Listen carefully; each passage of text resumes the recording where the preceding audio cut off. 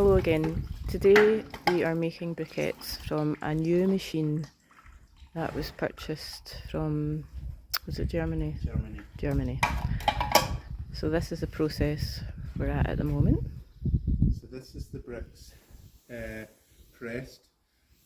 This machine is from Germany and it costs about £240 delivered. And you've got a grate there. It's really meant for newspaper pulp, but as you know, or don't know, we make it out of horse manure. So this manure has been steeping.